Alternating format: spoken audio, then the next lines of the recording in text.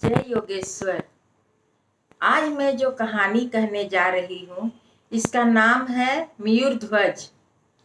देवताओं का विजय नामक वार्ता तो हम लोग को मालूम ही है। देवताओं को विजय मिलने के बाद उनकी जैसी स्थिति थी वैसी ही प्रत्येक मनुष्य की भी। जीवन में व्यक्ति यशस्वी हुआ, कृति प्राप्त हुई तो उसे लगता है कि उसने परिश्रम किया। जीवन में हमको यश प्राप्त हुआ तो एक अलग ही प्रकार की नशा चढ़ती है और यश के पीछे किसी दूसरे व्यक्ति भी कार्य कर रहा है यह हमको याद ही नहीं रहता है। हमें भ्रम उत्पन्न होता है कि क्रिया को करने वाला कर्ता ही केवल जिम्मेदार है, लेकिन यह सत्य नहीं है। गीता कहती है कि क्रिया को करने वाला कर्ता अवश्य जिम्मेदार होता है, लेकिन केवल कर्ता ही नहीं, इसके साथ और भी कारण कार्य करती है। हमको कर्म कर्ता करना होगा। कोई भी कर्म कुदरत करती है या भगवान की शक्ति करती है। हम अपनी बुद्धि के विकास के अनुसार उसे अपना अपना कारण आधार मानेंगे। अर्जुन के जीवन के प्रसंग में भी ऐसा ही बात सामने आती है। महाभारत के युद्ध के समाप्ति के बाद समस्त भारत पर पांडवों का राज्य स्थापित हो गया था, किंतु फिर भी कितने ही स्वतंत्र राज्य और राजा भी थे। इनमें बहुत से राजाओं ने श्री कृष्ण की ख्याति सुनी थी, लेकिन अभी तक कृष्ण भगवान को देखे नहीं थे। इसी में रत्नागिरी नामक राज्य के राजा मयूर ध्वज था। वह परम वैष्णव, धर्मात्मा, प्रजापालक, महाप्रतापी, न्यायपरायण और उदार राजा था। राजा मयूर ध्वज अनेक यज्ञ किए थे। पांडवों के अश्वमेध यज्ञ के साथ ही उसने भी अश्वमेध यज्ञ का प्रारंभ किया था। अर्जुन देश विदेश में राजाओं को झुकाते हुए, उस पर अधिकार करते हुए, राज्य कर वसूल करते हुए अश्वमेध का अश्व कोई पकड़ लेता यानी विरोध करता तो उसे पराजित करता हुआ आगे बढ़ता जा रहा था। उस समय कृष्ण भगवान भी उसके साथ थे। निरंतर विजय प्राप्त होने के कारण अर्जुन को थोड़ा गर्व सा हो गया था। हालांकि वह जानता था कि यह सब श्री कृष्ण की दया के कारण है, परंतु यह सब जानते हुए भी उसे गर्व हो गया था। अब यह बात अर्जुन भगवान कृष्ण से कैसे छिपी रह सकती थी? उन्होंने उसे सत्य बताने का निश्चय किया। उसी समय मयूर ध्वज का लड़का ताम्रध्वज और महामंत्री अश्व के यज्ञ के अश्व को घुमाते हुए भयंकर सैनिक शक्ति के साथ यहाँ से घूम रहे थे। मणिपुर के पास पांडव का अश्व और मयूर ध्वज का अश्व आमने सामने हो गया। दोनों अश्व की उनके सैनिक रक्षा कर रहे थे। भगवान कृष्ण ने सोचा कि अभी अर्जुन के शान को ठिकाने लगाने का अच्छा अवसर है और उन्होंने योग शक्ति चलाया, जिससे ताम्रध्वज ने पांडवों के सैनिक को पराजित कर दिया और कृष्ण अर्जुन को मूर्छित कर उनके दोनों अश्वों को लेकर अपने राजधानी पिता के पास चले गया। वह जानता था कि मूर्छित अवस्था दूर होते ही अर्जुन अपने अश्व को वापस लेने के लिए आएगा। अर्जुन की जब मूर्छित अवस्था दूर हुई तो उसे बहुत आश्चर्य लगा। उसे लगा कि एक सामान्य राजकुमार हमें और कृष्ण भगवान को मूर्छित करके दोनों अश्वों को लेकर के कैसे चले गया? अर्जुन की शक्ति कहाँ गई? मेरे गांडी को क्या हो गया? क्या ये दोनों शक्ति विहीन हो गए? ऐसा कैसे हो सकता है? लेकिन उसने भगवान कृष्ण के मुख पर मंद मुस्कान देखी। अर्जुन को सोच में देखकर भगवान श्री कृष्ण ने पूछा कि क्या सोच रहे हो? अर्जुन ने कहा कि कुछ समझ में नहीं आता। आपकी उपस्थिति में मुझे और आपको मूर्छित करके दोनों अश्वों को लेकर एक ऐसा कौन नरवीर बाल प्रतापी बालक ले गया, ऐसा मैंने आज तक नहीं सुना। उसके बाद उसने कहा कि क्या हमारे महाराज युधिष्ठिर का अश्वमेध यज्ञ अपूर्ण रहेगा? क्या हमें यहाँ से पराजित होकर लौट जाना पड़ेगा? भगवान कृष्ण ने कहा कि नहीं, यह अश्वमेध यज्ञ अपूर्ण तो नहीं रहना चाहिए। इससे तो समस्त भारत में पांडवों की अपकीर्ति होगी। ऊपर से पराजित राजा स्वतंत्र होने के लिए सिर उठाने लगेंगे। तो अर्जुन ने कहा, तो इस क्या किया जा सकता है? भगवान कृष्ण ने कहा कि एक उपाय है। प्रतिदिन प्रातः काल राजा मयूरध्वज यज्ञ के याचकों को भिक्षा देते हैं। हम दोनों को भी भिक्षुक ब्राह्मण बन के भिक्षाम देही बोल करके वहां खड़ा रहना होगा। अर्जुन ने कहा कि इससे क्या होगा? उन्होंने कहा कि हम अपने भिक्षा में अपने अश्व को मांग लेंगे। अर्जुन ने कहा कि इतना विजय प्राप्त होने के बाद अब हमें भिक्षा में अश्व मांगना पड़ेगा? तो कृष्ण भगवान ने कहा कि तो अब हम कर ही क्या सकते हैं? अर्जुन ने कहा कि इससे तो सैनिकों में हमारी बहुत हंसी होगी। भगवान कृष्ण बोले कि अर्जुन, क्या सैनिक पराजित नहीं हुए हैं? क्या उन्हें भी अपना अश्व किसी भी प्रकार वापस नहीं चाहिए? अर्जुन को समझ में कुछ नहीं आ रहा था। वह मन ही मन में विचार कर रहा था कि यह मायावी कितना भी लीला करे वो कम ही है, लेकिन अब क्या ही किया जा सकता है। ये जब सब समर्थ शक्तिशाली यह भिक्षुक बनने के लिए तैयार है, तो मुझे भिक्षुक बनने में क्या आपत्ति है? और उसके गर्व थोड़ा उतर गया। इधर जब कृष्ण को और अर्जुन को मूर्छित करके दोनों अश्वों को लेकर मयूरध्वज का पुत्र राजा मयूरध्वज के पास गया, तो उन्होंने विस्तार से उसका वृतांत सुना। राजा मयूरध्वज ने मन में विचार किया कि जरूर भगवान हमारे भक्ति को सार्थक करना चाहते हैं। वे यज्ञ में हमें दर्शन देने के लिए हमें विजयी बनाए हैं, और उसे विजय का लेस मात्र भी गर्व नहीं हुआ। ऊपर से उन्होंने अपने पुत्र पर क्रोध करते हुए कहा कि तुमने तो मेरे लिए शत्रुता लेकर आ गया। तुम्हें भगवान कृष्ण को लाने के बदले तुमने यह अश्व लेकर आया है। प्रातः काल हुआ।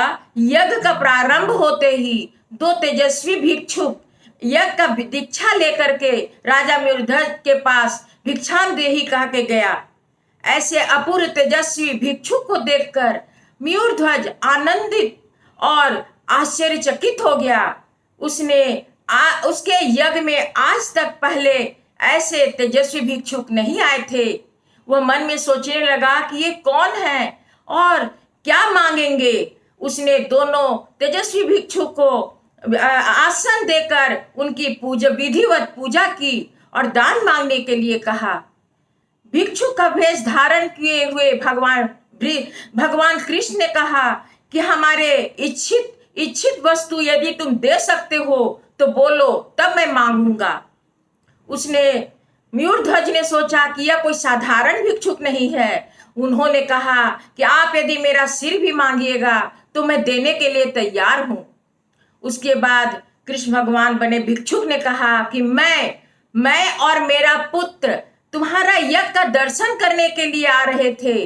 रास्ते में एक शेर ने झड़प मारकर मेरे पुत्र को ले लिया। मैंने उस शेर से प्रार्थना की कि आप मेरे पुत्र को वापस कर दो, भले ही मुझे तुम खा लो।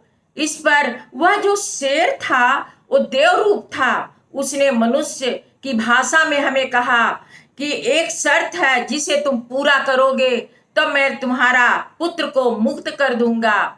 वह शर्त इतना कठिन है राजन, लेकिन आप जैसे परम वैष्णव भक्त और जो कुछ भी कर सकने में समर्थ हैं, महादानी दानीश्वरी हैं, आप जरूर वह कर सकने में समर्थ होंगे। इसीलिए रास्ते में मुझे यह स्वाध्यायी सहपाठी मिल गया, तो इसे मैं लेकर भिक्षा मांगने के लिए आपके पास आ गया। यह सब सुन करके यह सब लीला अर्जुन देख रहा था और बावला होकर सुन रहा था। वह मन में सोचता है कि कहाँ तो अश्व भिक्षा मांगने के लिए आए हैं और कहाँ राजा का दाहिना अंग भिक्षा में मांग रहे हैं। इनकी लीला तो अद्भुत है। इसको जानने में कोई समर्थ नहीं हो सकता है। भगवान प्रभु आप और मुझे और कौन सा और भी आगे कितना लीला दिखाने वाले हैं। लेकिन यह सुनकर मयूरध्वज आनंदित हो गया। उसे लगा कि यह कोई दूसरा नहीं स्वयं भगवान ही है और उसने सहर्षी भिक्षु का मांग स्वीकार कर लिया और रानी और पुत्र को बुलाया और तेज धारदार तलवार भी मंगाया। पूरा यज्ञ मंडप में सन्नाटा फैल गया। लोगों को लगा कि यह भिक्षु जरूर धूर्त है, भले ये पांडवों की तरफ का हो, नहीं तो ऐसे धर्मात्मा राजा का दाहिना अंग मांगने के पीछे और क्या हेतु हो सकता है। रानी ने कहा कि रानी भिक्षु के सामने हाथ जोड़कर विनम्र भाव में बोली कि हे भिक्षु देव, रानी जो होती है और राजा की अर्धांगिनी होती है, आप इनके बदले मेरा पूर्ण शरीर लेकर शेर को ले जाकर दे दो। उसके बाद मयूरध्वज का पुत्र ने कहा कि पुत्र पिता का प्रतिकृति है, इसलिए आप हमें ही लेकर के शेर को जाकर दे दीजिए। यह सुनकर भिक्षुक ने कहा कि नहीं, वह देव स्वरूप है, वह सब कुछ जानता है, इससे तो तुम्हारा नाश होगा ही, मेरा भी पुत्र वापस नहीं मिलेगा। और यदि तुम अपने यज्ञ को मिथ्यादानी साबित नहीं करना चाहते हो तो तुम दोनों राजा का दाहिना अंग काट कर मुझे भिक्षा में दे दो। उसके निरुपाय होकर राजा की आज्ञा मानकर रानी और पुत्र जैसे ही तलवार उसके राजा के सिर पर रखा, वैसे ही इस अनुचित मांग करने वाले भिक्षुक का तो वध कर देना चाहिए। ऐसा कहते हुए सैकड़ों सैनिक वहां पर दौड़ते हुए आए। यह देखकर राजा ने कहा कि यदि तुम लोग मेरे इस वचन को सत्य साबित करना चाहते हो तो आगे मत बढ़ो। आज तक तुम लोगों ने मेरे सभी आज्ञा का पालन किया है और आज यह मेरा अंतिम आज्ञा है। सैनिक ने हथियार नीचे रख दिए। उसके बाद राजा का जब सिर कटने लगा तो राजा का बायां आंख से अश्रु बिंदु टपकने लगा। यह देखकर भिक्षुक ने कहा कि यह क्या, दान देते वक्त तुम रोते हो? ऐसा अपवित्र दान मुझे मेरे से लेते नहीं बनेगा, भले ही मेरा बेटा को शेर खा जाए। तब राजा ने कहा कि नहीं भिक्षुक देव, बात यह है कि हमारी बाईं आंख से आंसू कमजोरी के कारण नहीं गिर रही है, बल्कि पीड़ा के कारण गिर रही है। यह इसीलिए दुखी है कि दाहिना आंख को तो दाहिना आंख दान में जा रहा है, लेकिन मैं कम भाग्यशाली हूँ, मैं दान में नहीं जा रही हूँ। तो उस समय राजा के मुख से हे कृष्ण, हे माधव, हे मुरलीधर, यह शब्द ही निकल रहे थे। रानी ने जैसे ही तलवार उसके सिर पर थोड़ा सा प्रहार किया, वैसे ही भगवान अपने चतुर्भुज स्वरूप में प्रकट हो गए और रानी के हाथ से तलवार लेकर फेंक दी और मयूरध्वज के सर पर अपना कर कमल रख दिया। भगवान के स्पर्श पाकर मयूरध्वज का अंग प्रत्यंग पुलकित हो गया और उसने भगवान कृष्ण के पैर पर चरणों में गिरकर क्षमा याचना करने लगा कि हे प्रभु, हमारे पुत्र जो अनुचित कार्य किए हैं उसके लिए क्षमा करो। अर्जुन खुली आंखों से यह सब लीला देख रहा था। उसे गर्व हो गया था। उसने विनम्र भाव से मयूरध्वज से कहा कि राजन भक्तराज, यह भगवान की लीला देखकर मेरा गर्व का नाश हो गया है। भगवान ने यह लीला मेरा गर्व नाश करने के लिए किए हैं। इनका विराट रूप देखने के बाद, 18वां अध्याय सुनने के बाद भी मुझ में अल्प सा अहम रह गया था। मैं सफलता के गर्भ में परंपरा में फूल गया था और मैं यह भूल गया था कि सब करने वाले ये हैं, भगवान हैं, और यह जानते हुए भी मैं अनजान बन गया था। उसके बाद भगवान ने मयूरध्वज से कुछ मांगने के लिए कहा। मयूरध्वज ने कहा कि हे प्रभु, आप तो हमारे हृदय में हमेशा बसे हुए हैं। बस हमारी यही इच्छा है कि जब मुझे इच्छा करे तो आप हमें दर्शन दीजिए। अंत समय में आप हमको भूल मत जाइएगा और हमें कभी घमंड न हो, ऐसा प्रसाद दीजिए। और मुझसे जैसा परीक्षा लिए ऐसा किसी से परीक्षा नहीं लीजिए। यह सुनकर भगवान कृष्ण ने बोले कि मैं तो अर्जुन को बताना चाहता था कि अर्जुन को तो मैं वरण करता हूं, लेकिन तुम मुझे वरण करते हो।